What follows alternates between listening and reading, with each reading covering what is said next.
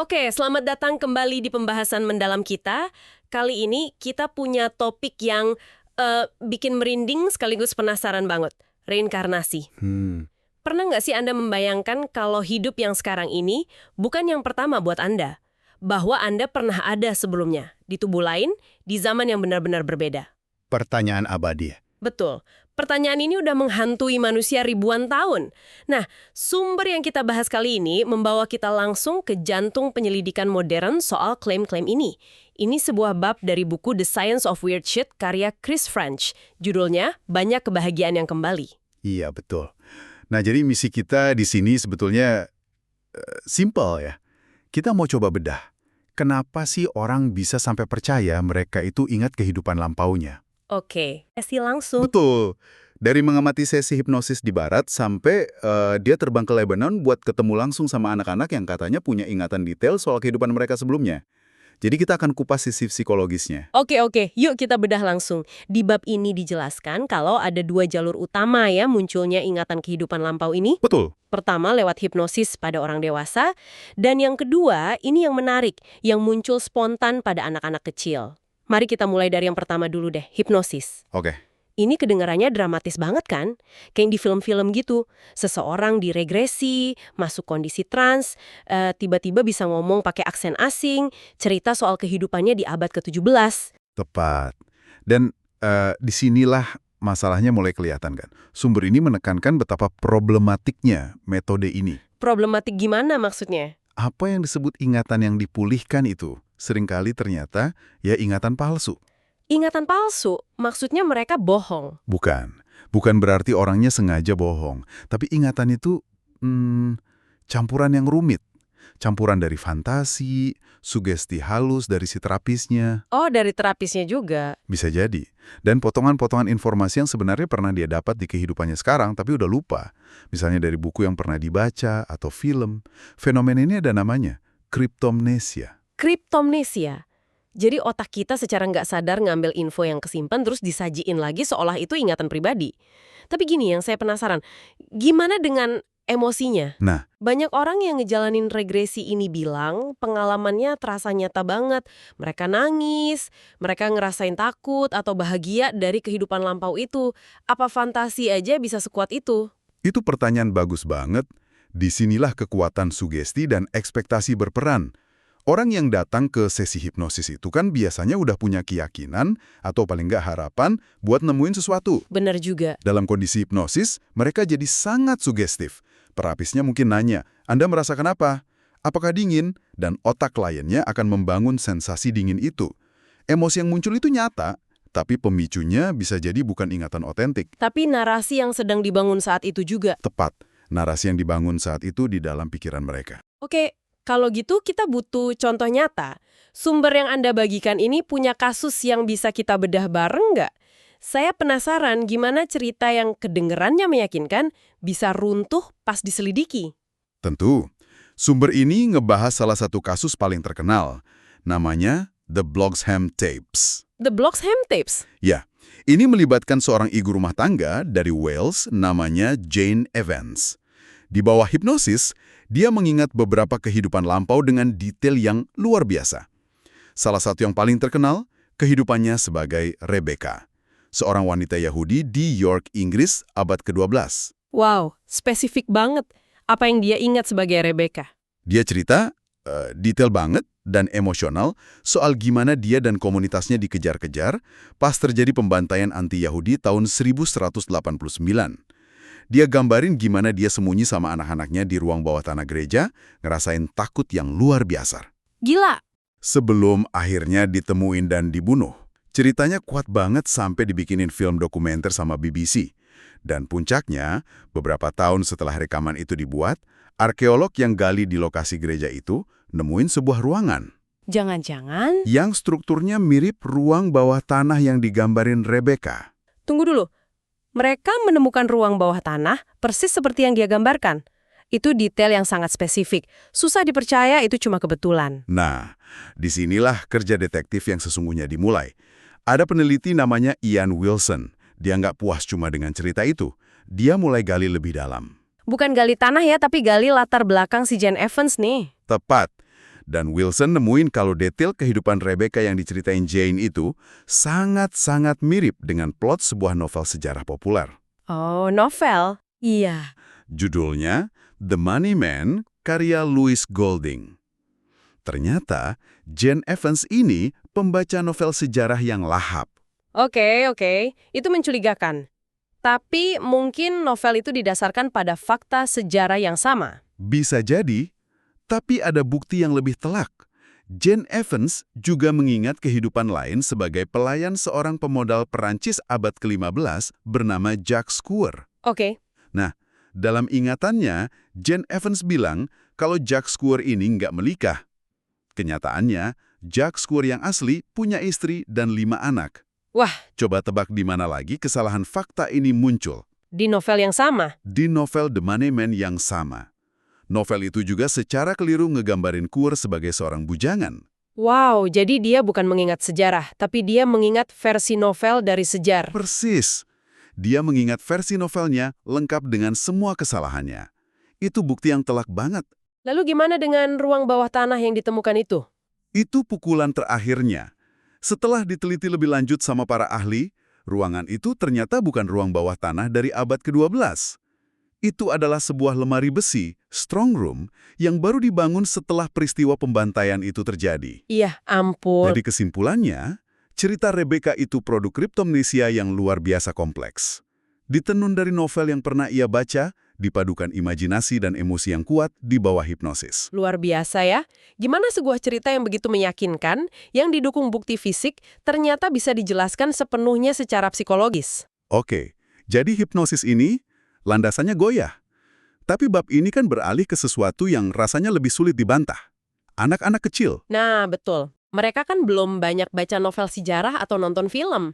Dari mana cerita mereka datang? Penulis buku ini sampai pergi ke Lebanon kan untuk buat ketemu komunitas Druze? Benar. Kasus anak-anak ini sering dianggap sebagai bukti terkuat reinkarnasi. Dan komunitas Druze di Lebanon dan sekitarnya jadi pusat perhatian karena sistem kepercayaan mereka yang sangat spesifik. Spesifiknya gimana? Jadi, mereka percaya jiwa seseorang itu akan langsung dilahirkan kembali ke tubuh bayi yang baru lahir tepat pada saat kematian. Tepat pada saat itu juga. Tepat saat itu juga. Jenis kelamin pun selalu sama. Dan yang paling penting untuk penelitian, mereka percaya ingatan kehidupan lampau cuma muncul kalau kehidupan sebelumnya berakhir secara tragis atau dengan kekerasan. Mengingat sejarah perang saudara di Lebanon ya, kondisi seperti itu sayangnya umum terjadi. Sangat umum. Makanya ini kayak laboratorium alami buat meneliti reinkarnasi. Jadi penulisnya, Chris French, tiba di sana, apa yang sebenarnya dia temukan? Nah, di sini temuannya agak membongkar mitos ya. Pertama, dia sadar ada bias seleksi yang sangat besar. Buku-buku dan dokumenter cenderung cuma nyorot segelintir kasus yang berhasil. Kasus yang cocok. Betul. Padahal kenyataannya sebagian besar klaim dari anak-anak ini sangat kabur, atau pas coba diverifikasi ternyata salah total. Ada contohnya? Ada. Sumber ini ngasih contoh seorang anak laki-laki yang dengan yakin ngeklaim kalau di kehidupan sebelumnya, dia itu sopir truk bernama Ramiz Haidar. Oke, ada nama, ada profesi, cukup spesifik, terus? Tim peneliti pergi ke depo truk tempat anak itu bilang dia pernah kerja. Mereka nanya ke semua orang di sana. Sopir senior, manajer. Hasilnya? Nggak ada yang kenal? Nggak ada satupun yang pernah dengar nama Ramiz Haidar. Kasus itu, menguap begitu saja. Nggak pernah dipublikasikan. Yang kita dengar cuma kasus-kasus yang seolah-olah terkonfirmasi. Jadi kasus-kasus terkenal itu cuma puncak gunung es ya? Tapi gimana dengan yang berhasil itu? Apa penjelasannya kalau bukan reinkarnasi? Apa anak-anaknya sengaja bohong? Kemungkinan besar bukan kebohongan yang disengaja. Penjelasannya lebih halus dan berakar pada psikologi sosial. Oke. Prosesnya seringkali gini. Seorang anak kecil, umur 2-3 tahun, bilang sesuatu yang nggak jelas. Mungkin, aku punya ibu lain, atau rumahku bukan di sini. Hal yang biasa diucapkan anak-anak. Betul. Bagi keluarga yang nggak percaya reinkarnasi, itu mungkin cuma imajinasi. Tapi dalam budaya yang meyakininya, kayak Druze, ucapan itu jadi ikon signal penting. Jadi keluarga mulai ngasih perhatian khusus pada ucapan-ucapan itu. Pap! Orang tua yang berharap dan percaya mulai ngajuin pertanyaan-pertanyaan yang mengarahkan. Oh ya, Siapa nama ibumu yang lain? Di mana rumahmu dulu? Jadi ceritanya dibentuk ya? Betul. Seiring waktu, lewat percakapan berulang kali, cerita si anak mulai terbentuk dan diperkuat. Detail-detail baru ditambahin. Akhirnya, ketika ada kecocokan dengan keluarga lain yang sedang berduka, kedua keluarga akan bertemu. Dan disinilah situasinya jadi sangat emosional, saya bayangin. Sangat. Keluarga kehidupan lampau yang masih berduka. Mereka punya motivasi yang sangat besar untuk percaya orang yang mereka sayangi telah kembali. Mereka akan mencari-cari koneksi. Persis. Mereka akan lihat kemiripan fisik, atau dengar cerita si anak dan bilang, benar, cuma dia yang tahu detail itu. Padahal mungkin detail itu udah bocor secara nggak sengaja di percakapan sebelumnya. Dan lama-lama, ingatan semua orang tentang apa yang pertama kali diucapkan si anak jadi kabur. Tepat sekali. Mereka semua mengingatnya seolah-olah dari awal laporannya sudah sempurna dan detail. Itu menjadi sebuah ingatan yang dibangun secara sosial. Itu penjelasan yang masuk akal banget, mirip kayak kita salah ingat lirik lagu kan. Teman kita nyanyiin versi yang salah, kita dengerin, tiba-tiba kita jadi nggak yakin mana lirik yang benar. Analogi yang sangat bagus. Sekarang bayangkan itu terjadi pada sesuatu yang jauh lebih emosional, yaitu kehilangan anggota keluarga. Motivasi untuk percaya dan membentuk narasi yang menghibur itu jadi luar biasa besar. Ini membawa kita ke pertanyaan yang lebih besar. Kalau buktinya begitu goyah, kenapa keyakinan ini bisa begitu kuat dan bertahan lama, terutama di budaya kayak komunitas Druze? Apa fungsinya? Nah, kalau kita tarik ke gambaran yang lebih besar, disinilah kita nemuin wawasan kuncinya. Bagi Anda, pendengar, ini mungkin bagian terpentingnya. Ini bukan lagi soal benar atau salah, Tapi soal kenapa? betul. Keyakinan ini punya fungsi psikososial yang sangat kuat. Pertama, dan yang paling jelas, ini memberikan penghiburan luar biasa bagi mereka yang berduka. Gagasan bahwa orang yang Anda cintai nggak benar-benar lenyap, itu pelipur lara yang tak ternilai. Jadi ini mekanisme coping yang sangat efektif untuk menghadapi kehilangan. Sangat efektif. Tapi fungsinya lebih dari itu.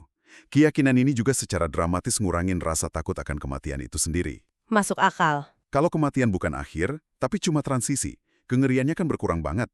Sumber ini nyebutin fakta yang luar biasa tentang komunitas Druze. Mereka dikenal karena keberanian yang legendaris dalam pertempuran. Hanya sangat langsung. Dikatakan bahwa seruan perang para pejuang Druze adalah, malam ini di rahim ibuku. Wow. Bayangin betapa kuatnya keyakinan di balik seruan itu. Mereka maju ke pertempuran tanpa rasa takut, karena mereka percaya sepenuhnya kalau mereka terbunuh malam itu, mereka akan segera dilahirkan kembali. Kematian kehilangan sengatnya. Itu ide yang sangat kuat. Jadi kebenaran dari keyakinan itu jadi kurang relevan dibanding manfaat nyata yang diberikannya. Ini semacam teknologi psikologis buat menghadapi duka dan kematian. Tepat sekali. Anda merangkumnya dengan sempurna. Dan mekanisme seperti ini, dalam bentuk yang beda-beda, ada di setiap budaya. Pikirkan soal ritual pemakaman, atau keyakinan tentang surga.